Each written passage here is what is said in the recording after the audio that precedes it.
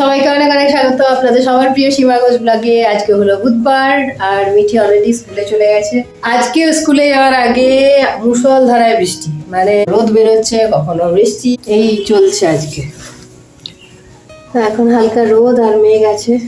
আর আমি তো এই বিছানা টিছানা পরিষ্কার করলাম, ঘর ফর ঝাড়া মোছা সব কিছু করলাম। এবার রান্না, আর হালকা ফুলকা টিফিন করে নিয়েছি, একটু মুড়ি খেয়েছি আজকে। আর ভাত হচ্ছে, এদিকে করলা সেদ্ধ হতে দিলাম। এই যে এখানে ডাল করেছি, এখানে সয়াবিন সেদ্ধ করলাম, পেঁপে আলু সয়াবিনের তরকারি হবে, পটল ভাজা হবে। তো আপাতত এই হবে আজকে আমাদের লাঞ্চের মেনু। তারপর কালকে আছে হাটে যাবো, আজকে সবজিপত্র যা আছে সেগুলো এই রান্না করি।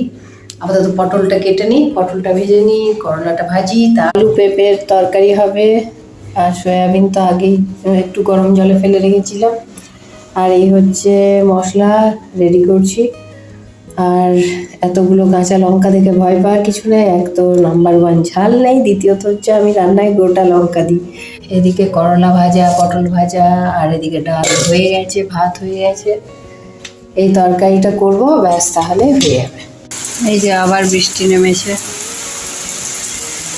এই গরমের মধ্যে একবার করে রান্না করছি আর একটু করে ফ্যানের হাওয়া নিচ্ছি, কারণ ভ্যাপসা একটা গরম। আর চুলগুলো ঘেমে যাচ্ছে বলে আজকে চুলগুলো হালকা খুলে রেখেছি।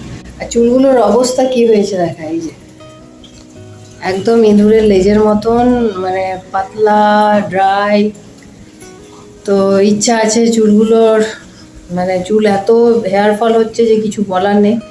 ভাবছি যে চুলগুলো একটু স্মুথনিং করাবো, কিন্তু স্মুথনিং করাতে গেলে 4 ঘন্টা বসে থাকতে হবে। তারপর চুলটা সবসময় স্মুথনিং করিয়ে আসার পরেও খুলে রাখতে হবে, এই ঝামেলা একই হবে। আর যা চুলের যা কোয়ালিটি হয়ে দাঁড়িয়েছে, একটা ফ্রিজি ড্রাই হেয়ার যেমন হয় সেরকম, তার মধ্যে পাতলা হয়ে গেছে এত হেয়ার ফল হয়ে হয়ে।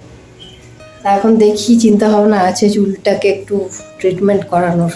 আর উল্টো দিকে মেয়ের আবার ঝোঁক উঠেছে চুল কাটবে। ওর চুলগুলো ঘাড়ের মধ্যে টাচ হচ্ছে, কুটকুট করছে, ওর সেটা বিরক্তি লাগছে। সবসময় বলছে চুলগুলো আবার কেটে দেবো, আবার কেটে দেবো, ছোটো বড়ো দেবো। আর ভালো লাগছে না। বললাম আরে বাবা, বড় করতে গেলে সেই তো এই পজিশনটা ক্রস করতে হবে যখনই বড় করবি।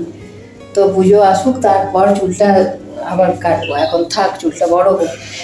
আর চুলটা এত সুন্দর চুল ছিল, এক পিঠ, মানে আমার যেহেতু চুলগুলো চলে গেছে, ওর চুলগুলো দেখে আমার খুব ভালো লাগতো। কিন্তু হঠাৎ করে একদিন আমাকে না বলেই কেটে চলে এসেছিল। তো যাই হোক, কিছু করার নেই। জাম মাখা খাবো, জাম মাখার জন্য একটু বিট লবণ দিচ্ছি আর একটু লঙ্কা কুচো দেবো, ব্যাস। এই জাম মাখা এইভাবে খেতে সত্যি কি যে বলবো, কি টেস্ট লাগে।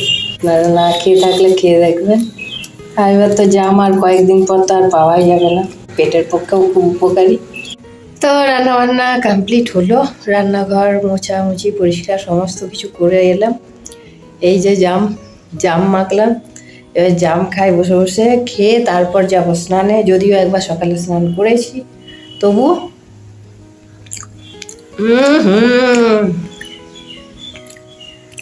জাম খাওয়ার এত উপকারিতা আছে না।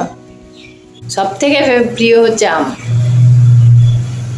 ওই জন্য মিঠি বলে মা তোমার আম প্রিয়, অথচ গ্রীষ্মকাল তোমার সিজনটা প্রিয় নয় কেন? যার আম প্রিয় হয় তার গ্রীষ্মকালও প্রিয় হয়। না, গ্রীষ্মকাল আমার প্রিয় না, আমার প্রিয় শীতকাল, কিন্তু আমটা আমার খুব প্রিয়। পাখিগুলো বাইরে কিচিরমিচির করছে। যাক, এবার স্নান করে বেরোবো, মিঠিও স্কুল থেকে আসবে। যখন ছোট ছিলাম, মিঠির মতনই ছিলাম, তখন আমাদের পাশের বাড়ি এক দিদি ছিল, সুলেখাদি নাম। তো ওই সুলেখাদি পেয়ারা মাখা, কুল মাখা, আম মাখা, তারপর কয়েদ বেল মাখা, মানে এত টেস্টি বানাতো, কি বলবো। ওই দুপুরবেলায় বসে বা ফ্রি টাইমে বসে আম মাখা, কুল মাখা, জাম মাখা, এগুলো খাওয়ার যে একটা মানে আনন্দই আলাদা ছিল। তো সেই সব দিন মনে পড়ে এখন একা একা খাই যখন। তো যাক, এবার স্নান করতে যাবো, খেয়ে নিই ঝটঝট। আর হ্যাঁ, এখনো পর্যন্ত যারা আমার চ্যানেলটাকে সাবস্ক্রাইব করেননি, প্লিজ সাবস্ক্রাইব করে নেবেন। আর পাশে থাকা অল বেলটা প্রেস করে রেখে দেবেন, যাতে আমার নতুন কোনো ভিডিও এলে আপনারা সাথে সাথে নোটিফিকেশন পান। এই হচ্ছে সয়াবিনের তরকারি, পটল ভাজা, ডিম ভাজা, করলা ভাজা, ডাল, আর এই আম কাটলাম। এবার দিয়ে আসি। মেয়ের আজকে খুব জোর খিদে পেয়ে গেছে, পাবেই না বা কেন, সারাদিন টিফিন খায়নি। আর ওর খিদেটা বেশি পাওয়ার কারণটা কি বেটা? আমার টিফিন বক্স ব্যাগ থেকে বার করে ঠুসে নিচ্ছে সব।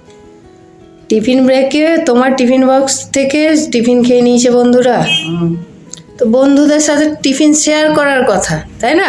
আমি তোমাকে কি শেখাই যে সবসময় ফ্রেন্ডদের সাথে শেয়ার করবে, আর টিফিন আমি সবসময় কি করি, যেতে বিলাতে পারি ওই জন্য বেশি করে দাও। আমি বেশি করে দিই। তাহলে কেমন ফ্রেন্ড তোমার যে তোমাকে না জানিয়ে তোমার ব্যাগ থেকে টিফিন বক্স বার করে খেয়ে নিচ্ছে। ঠিক আছে, খাবার খেয়ে নাও। এগুলো প্যারেন্টসদেরও শিক্ষাটা দেওয়া উচিত বাড়ির থেকে কিছুটা। আর ওরা ছোটোর থেকে একই সাথে সব বড় হয়েছে, এবার না, একই সাথে কি হইল না, যারা বার করেছে তারা অন্য সেকশন থেকে এসেছে। অন্য সেকশন থেকে এসেছে। এবার এগুলোই তো বড় হয়ে কলেজে গিয়ে র্যাগিং শুরু করে।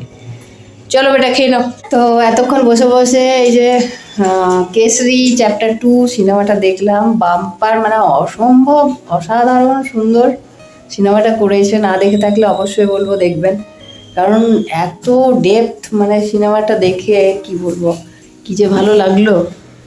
মিঠিও দেখছিল, ও যদিও বেরিয়ে গেল, ও টিউশন ছিল। খুব ভালো লাগলো, না দেখে থাকলে দেখবেন। আমরা মা মেয়ে দুজনে মিলে দেখছিলাম, কারণ বহুদিন পর একটা খুব সুন্দর সিনেমা দেখার সৌভাগ্য হলো। নর্মালি দেখা হয় না। আর মিঠি তো আজকে প্রচণ্ড রেগে গেছিলো ওর বন্ধুদের উপর। বন্ধু তো না, ওগুলো বন্ধু হয়? এইভাবে র্যাগিং করা, যে একজনের টিফিন বক্সের পুরো টিফিন ফিনিশ করে দেওয়া। আমি তো মেয়েকে সুশিক্ষাই দিই, ও কোনোদিন কারোর টিফিন না বলে কারোর টিফিন বক্স নেওয়া, কারোর জিনিস নেওয়া, ওই শিক্ষা আমি দিইনি। যদিও কোনো প্যারেন্টসই দেয় না, কিন্তু বাচ্চাদের নেচারগুলো মা বাবাদের একটু খেয়াল রাখা দরকার, যে কোন দিকে যাচ্ছে, তাই না? মেয়েটা আমার সারাটা দিন, মানে 6টা ঘন্টা না খেয়ে, স্কুলে তো যাই কিচ্ছু খাবার না খেয়ে, আবার স্কুল থেকে এসে ওই জন্য খিদে পেয়ে গেছে বেশি। দেখি আর 2-1বার হলে এরপর কমপ্লেন করব। তো শুধু আমি শেখালে তো হবে না, যাদের বাচ্চারা স্কুলে পড়ে তাদের প্যারেন্টসদেরও একটু মাথায় রাখা উচিত, তাই না? এই যে আবার বৃষ্টি নেমেছে, বাজে এখন বিকেল 5:30। তো আমি চা বানাচ্ছিলাম, চা বানাতে হঠাৎ দেখি ঝমঝমিয়ে বৃষ্টি নামলো। তো আজকে সকাল থেকেই চলছে।